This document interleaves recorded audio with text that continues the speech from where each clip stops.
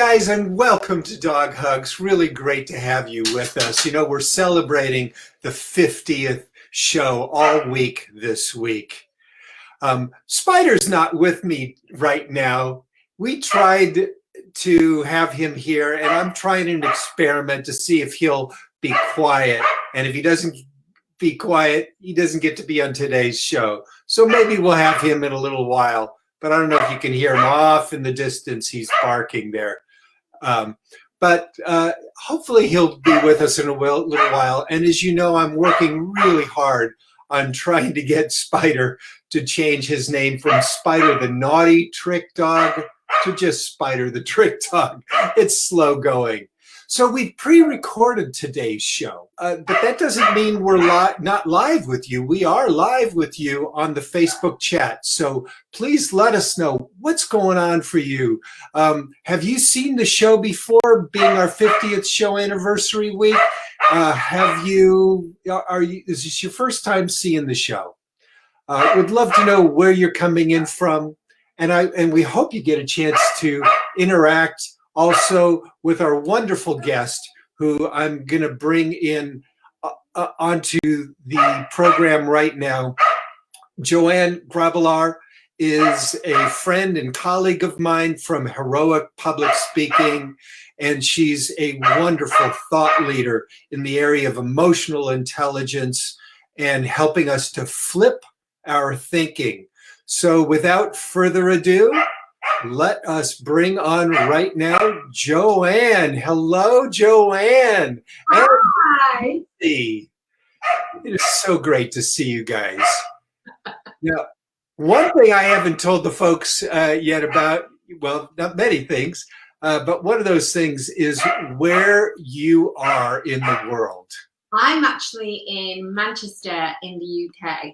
Oh, well, it's very sunshiny today. We're having unseasonable, beautiful weather. That's beautiful. Yeah. Now, Missy is looking rather trim and calm. She is. She was 15 years old yesterday, and she went and had a bath and a big haircut. She did not enjoy that. She's not into her very short haircut. Yeah, it's not fun to celebrate your birthday by getting a haircut, Mom. But did you guys do anything besides getting a haircut for her birthday? We went on a slightly longer walk last night when it cooled down, because it's been really hot here. So now she had a really nice tea and a bit of extra special tea, a little bit of roast lamb. And nice. Roast lamb, roast potato for her tea, and she was good to go. Oh, that is wonderful, Joanne. So we know each other from Heroic Public Speaking, and viewers who have been with us on the show before know that I've met some amazing people through that organization, and have shared with you guys some of the speakers. And Joanne, no exception, but the community has really brought not only us together, but in contact with some amazing folks. Yeah, and I think our cohort. I know, Larry, you have been around the community for a long time, but the feedback that I get is that, you know, our cohort have created this real gelling place where we seem to be drawing other cohorts into our community, and it's really special, because I think, you know, doing the work that we do, it can get a little bit isolating sometimes. So we've got people who we can go, you know, what do you think of this? How does this sound? It's a really, really powerful place. And even on the hard days, because, you know, doing what we do sometimes is really hard. Yeah, really well said. That dovetails really nicely into one of the many things that I appreciate about you, is the big ideas that you've shared with me and with everybody and with the world about flipping our thinking. Can you describe what that means? We have created a toolkit to help people with their emotional intelligence, because you and I know that, you know, when what we think isn't necessarily always the reality. It's based on storytelling. It can be based on our origin stories, you know, stories that we were given as children, and those stories may not work for us for the adults that we are today. And quite often, you know, when we think of our dogs, this is a really good example. I mean, when we Yeah. think of our dogs and how kind and loving we are, and they can be naughty, like by the naughty trick dog, but we always forgive them and we always love upon them and cuddle on them. So today, for example, you missed it because I actually had a 12-week-old puppy here for the afternoon. Wow. Yeah, and Missy wasn't very kind. And this puppy just desperately just wants to be her best friend. And Missy was very unkind, but yet she still got all the love. So the reality is, as human beings, we have capacity for forgiveness and love and kindness to our pets. But quite often, Larry, what I see is the storytelling that goes on when we engage with other adults. You know, somebody misses, we ask somebody to call us and they don't call. And then we go off on these stories like, well, it must mean this, it must mean that, and it may mean absolutely none of those thoughts. And then we create feelings that are not aligned with the reality. So the thinking is all about, I'm going to put her down for a second. She's getting unsettled now. She's like, I've done this now. But the thinking is all about you being able to unpack some of your old stuff and maybe some of your existing stuff. And you're able to say, you know, what is this tension? What is this discomfort that I'm feeling? And by actually being able to get into that, we unpack using a process that helps you say, I think this way, this is how I feel. And actually, no, that isn't my truth. That is not what is happening right in this moment.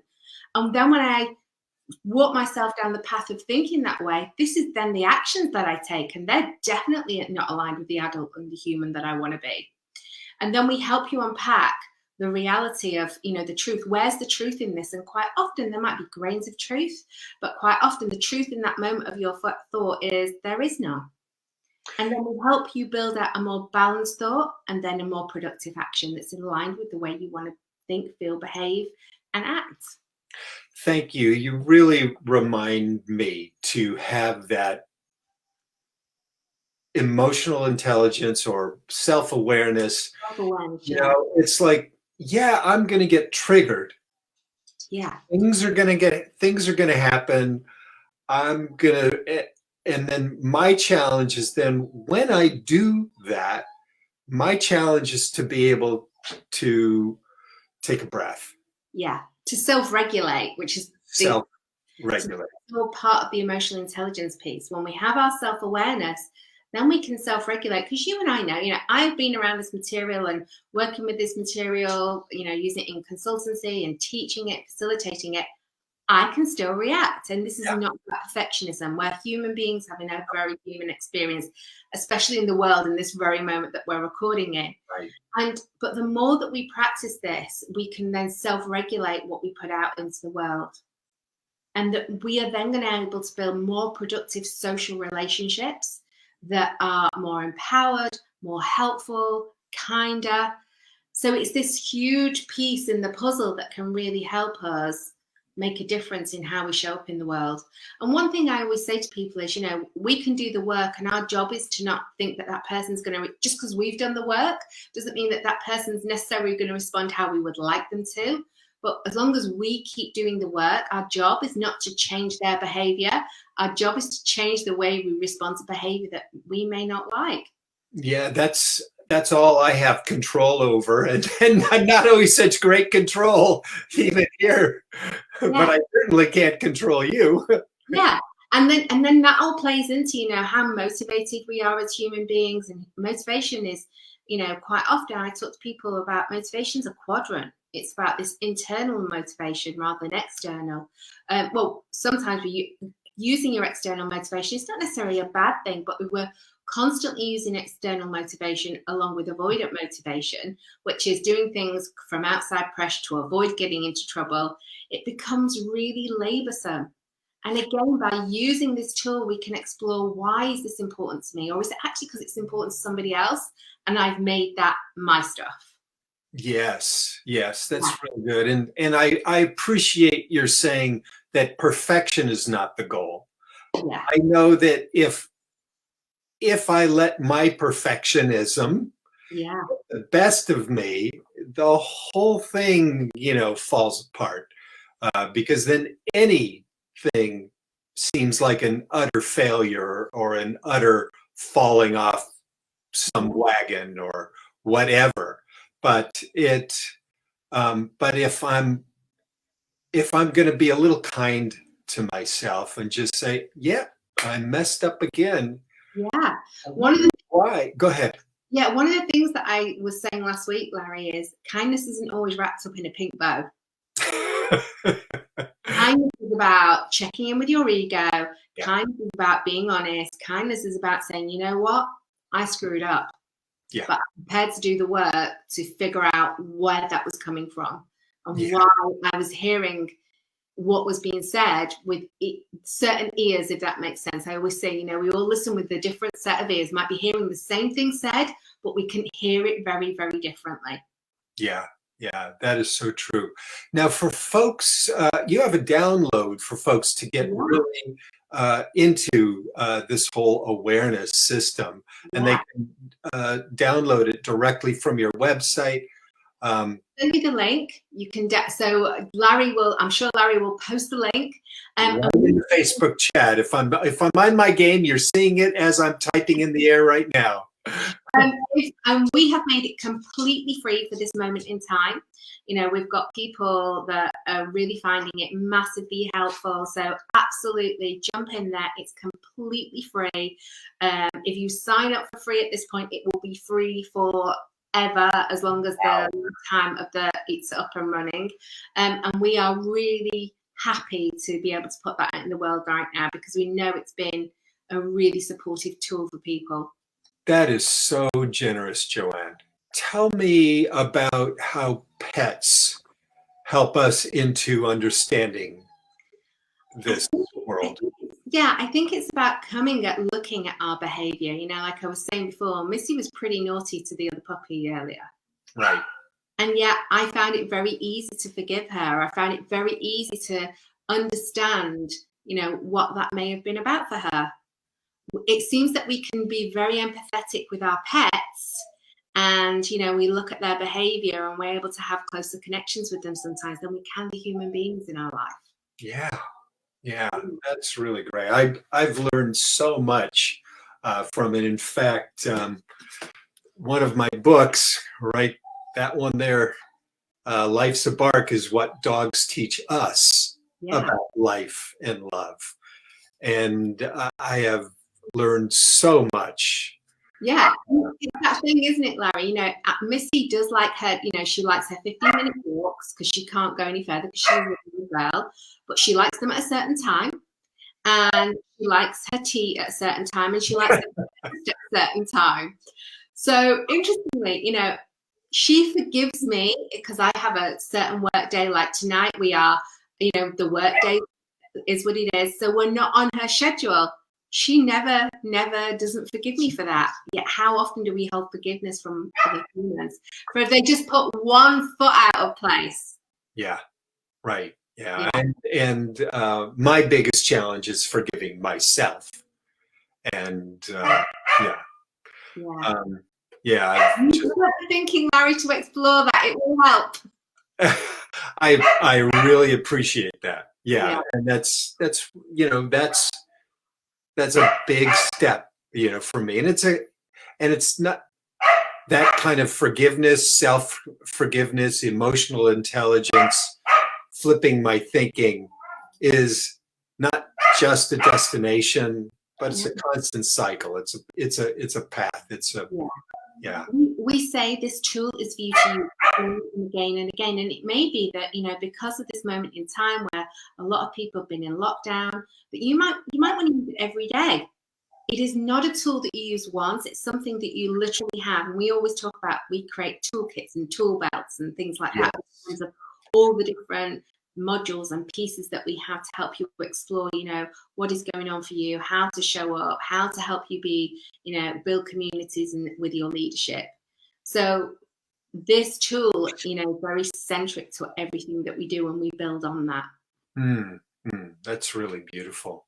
Is there an example in your own life where you're learning these tools has improved your life? Oh my goodness, absolutely. I think the way that I care for myself and look after my health, the way that if I look at my career 15, 16 years ago, I was, I think you probably know, I'm very committed to my career.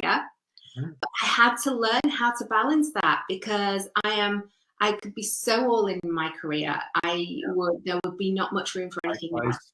Yeah. Yeah.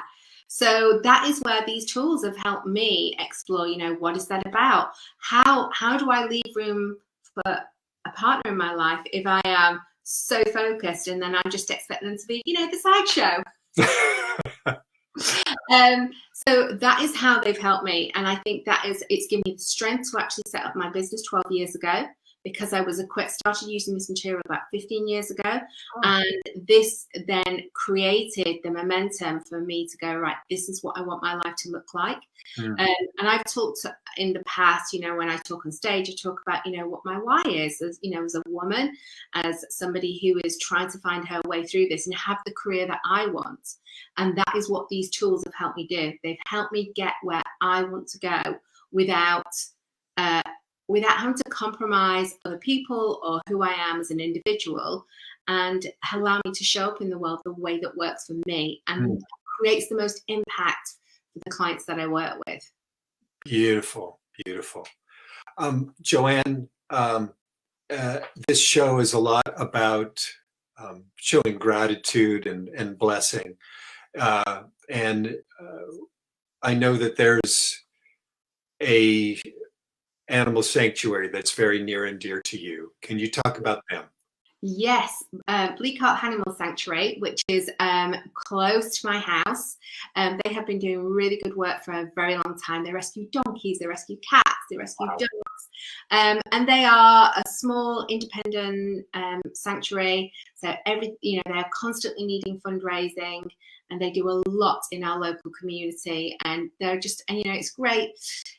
They do so much that I think it's really important, especially, we have lots of the bigger sanctuaries, but I think it's really important that we support these smaller guys that are doing wonderful work and really helping people in the community and the animals that are out there.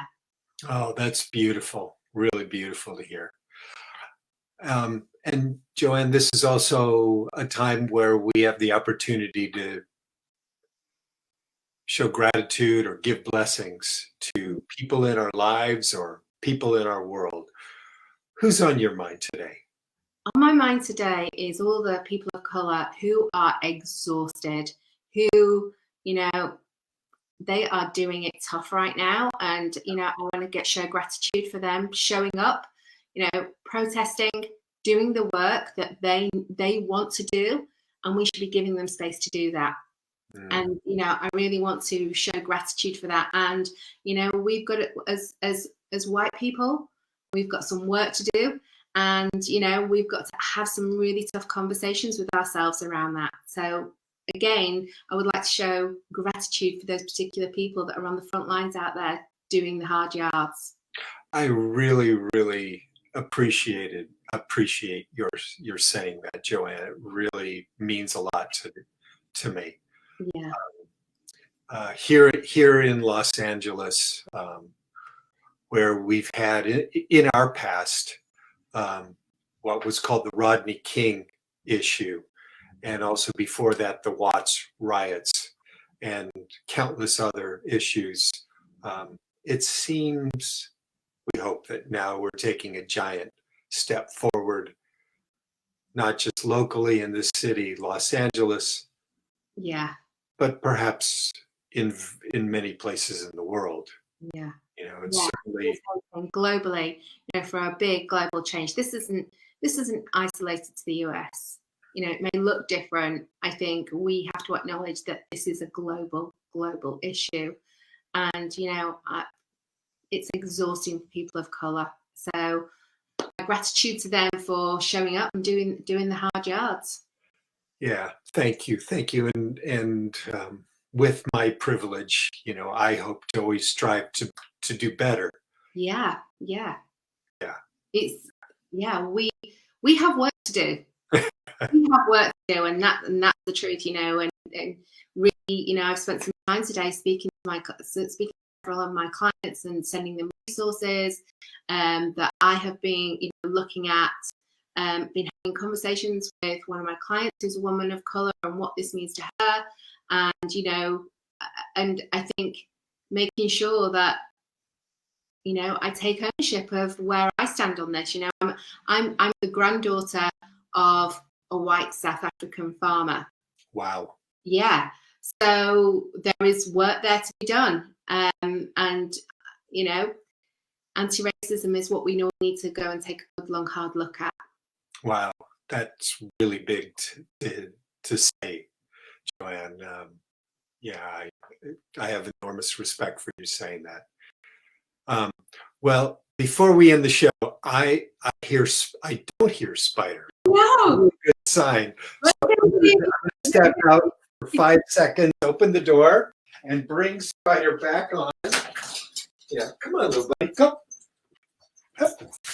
There he is. There's our little buddy. Spider! Yeah. Joanne, it's really wonderful being with you today. And you folks who are joining us online, it's great to see you too. And we look forward to seeing you guys again tomorrow. Thanks again. Bye, everyone. Thank you for having me, Larry. It's been great fun. You're so welcome. Bye, guys.